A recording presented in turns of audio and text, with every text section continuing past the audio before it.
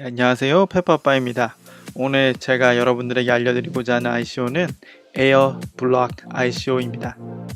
먼저 ICO에 대한 정보에 대해서 여러분들에게 간략하게 전달하고 나서 그 후에 과연 에어블럭 ICO에서 가격의 방어는 어떤 식으로 할 것이고 투자를 어떤 식으로 덤핑으로부터 보호해 줄 것인지 어떤 노력을 하고 있는지 참 궁금하다는 생각이 들었었습니다. 그래서 그 부분에 대해서 직접 CEO분에게 질문을 드렸었고 그에 대한 답변을 직접 받게 되었습니다. 그래서 끝까지 영상을 잘 봐주시고요. 여러분들은 리버스 ICO라고 혹시 들어보셨나요?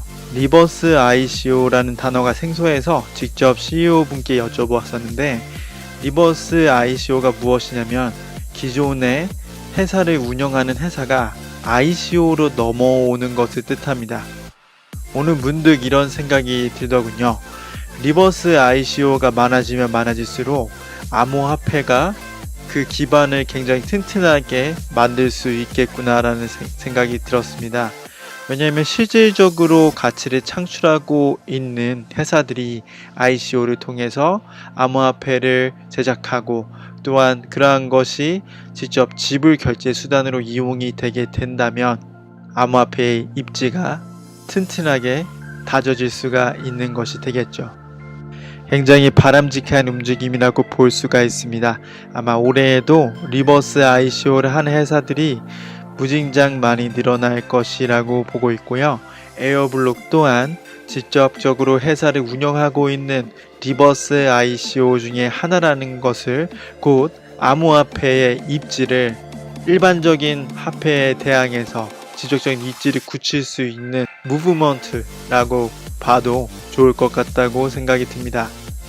에어블럭 프로토콜은 고문진부터 좀 남다릅니다. 여기 보시면 GS 홈쇼핑에서 투자를 하셨다는 것을 발견할 수가 있는데요.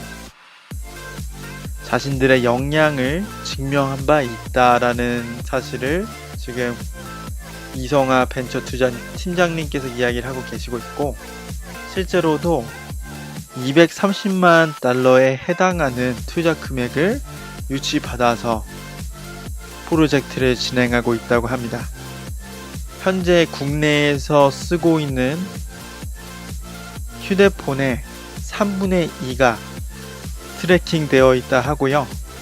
하루에 1억 개에 해당하는 데이터 포인트를 수집하고 그러한 데이터를 곧 공급하는 회사가 AB180 회사인데 이 AB180 회사는 에어블럭의 모 회사입니다. 한번 사이트로 넘어가 볼까요?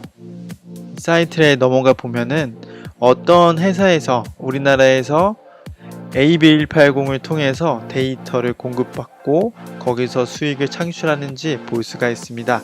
배달의 민족, 옥션 중고장터, 지마켓, 소카, 맘스다이어리, 맵시, 투데이, 록핀, 파파부 우리 눈에 익은 기업들이 많이 있습니다. 빵빵한 모회사를 두고 있는 에어블럭 팁은 어떠한 문제점을 해결하려고 하는지 우리가 알아볼 필요가 있을 것 같습니다.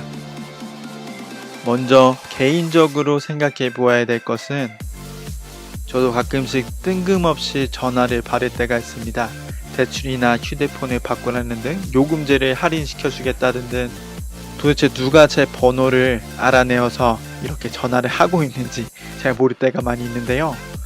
이처럼 우리 개개인의 정보는 소중한 것인데 그것이 너무나 쉽게 침해가 되고 어떤 기업들에 의해서 팔리게 되고 가격이 책정되고 어떤 루트로 판매가 되는지 그리고 실제로 그 데이터가 판매되고 나서도 개개인에게 돌아오는 이익은 전혀 없다는 현실을 우리는 직시하고 있습니다.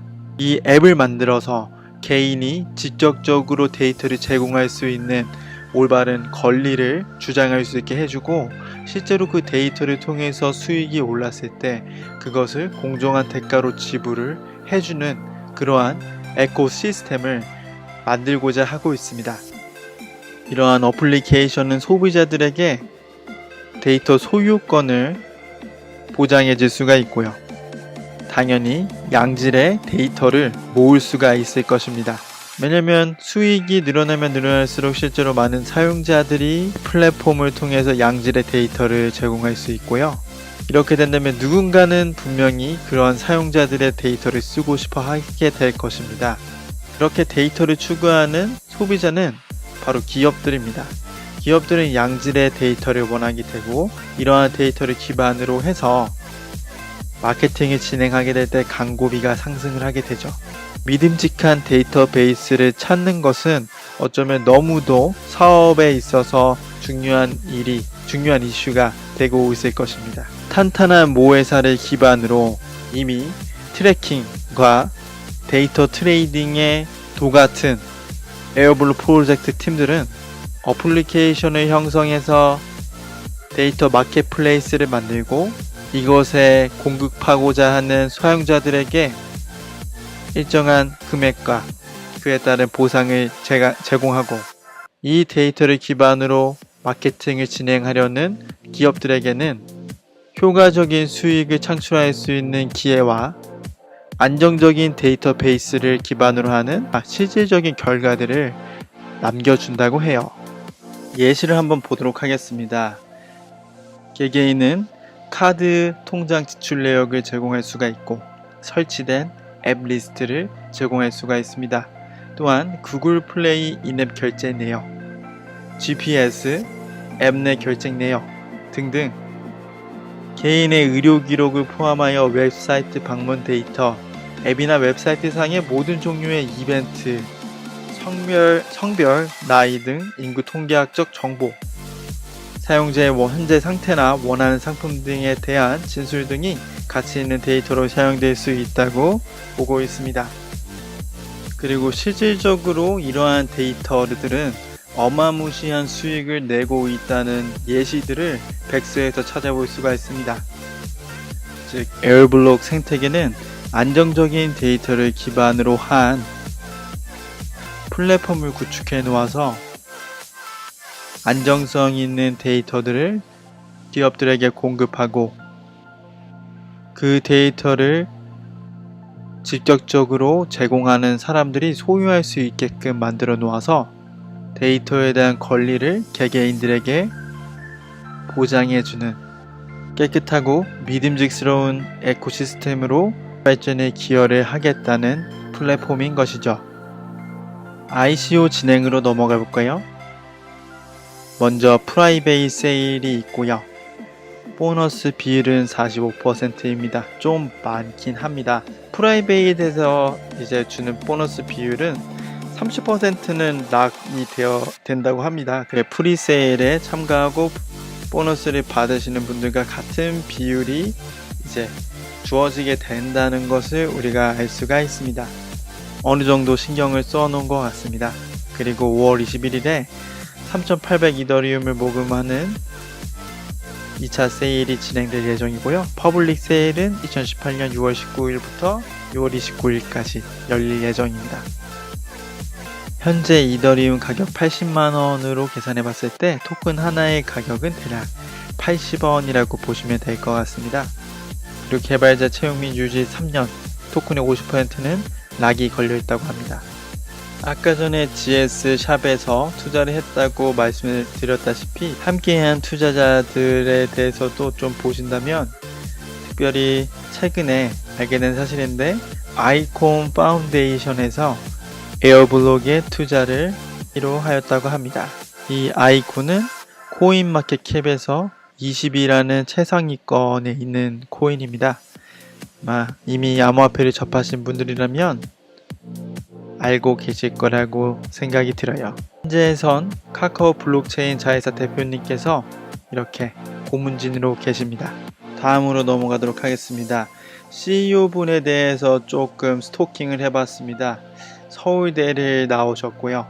미래창조과학부에서 진행했었던 소프트웨어 마에스트로 프로그램에 참여하셔서 1년 3개월의 과정을 거쳐 미래창조과학부 장관상을 받았다고 합니다. 그리고 군필자님이시네요. 그리고 제가 알아낸 사실로는 이 마에스트로 프로그램에 참여하게 되었을 때 그곳에서 되게 훌륭한 고문진들과의 연을 만들었다고 알고 있습니다.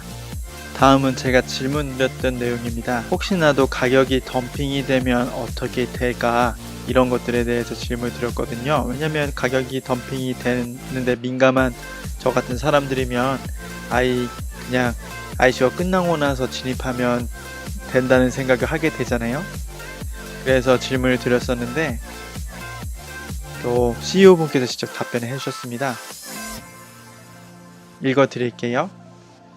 가격은 토큰 이코노미에 있어 정말 중요한 역할을 합니다. 가격 상승에 대한 기대감이 있어야 토큰을 홀드하는 사람이 많아지고 데이터 제공을 하고 네트워크 참여해야 하는 사람들이 많아지게 됩니다. 하지만 토큰 가격이 너무 급상승할 경우에는 데이터를 구입하는 쪽에서 부담감을 느낄 수 있습니다. 이렇게 공급 혹은 수요가 한쪽으로 쏠리게 되면 시장 논리에 의해 가격이 수렴하리라고 생각되지만 이 부분도 이론에 근거한 생각일 뿐이므로 정말 많은 고민과 시뮬레이션을 하고 있습니다. 블록체인에서 사람의 행동은 선의에 의해 작동하지 않습니다. 자신에게 인센티브가 돌아가는 방향으로 행동하고 자신에게 이득이 되는 행동이 네트워크에 도움이 되는 방향으로 행동하도록 만드는 것이 좋은 토큰 이코노미라고 생각합니다. 네트워크에 참여하는 사람이 많아지고 네트워크의 크기가 커질수록 토큰의 가치가 상승하도록 토큰 이코노미를 설계하기 위해서 정말 많은 노력을 하고 있습니다. 우려하신 부분은 상장 이후 토큰 홀더들이 덤핑을 하지 않을까로 이해됩니다. 토큰 자체로 관점에서는 보상을 받고 이를 현금화하기 위해서 바로 판매하는 것이 데이터 공급자 입장에서는 인센티브입니다. 이 부분은 가장 처음부터 생각했고 또한 가장 중요하게 생각하는 부분입니다. 데이터 공급자가 위와 같이 인센티브가 돌아가는 대로 행동을 한다면 토큰의 가격이 자연스레 내려가는 방향으로 갈 것입니다.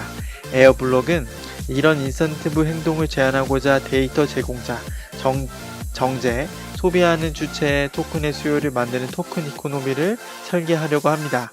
처음에 토큰 세일에 참여한 사람들이 토큰을 팔지 않고 생태계에 참여하면 더 큰 보상을 얻을 수 있다는 것을 커뮤니티에 지속적으로 설득해야 하는 것이 남은 과제라고 할 수 있겠네요. 가격의 안정성, 두 번째, 토큰 시장의 특징과 유동성, 세 번째, 가격 전략, 네 번째, 마케팅.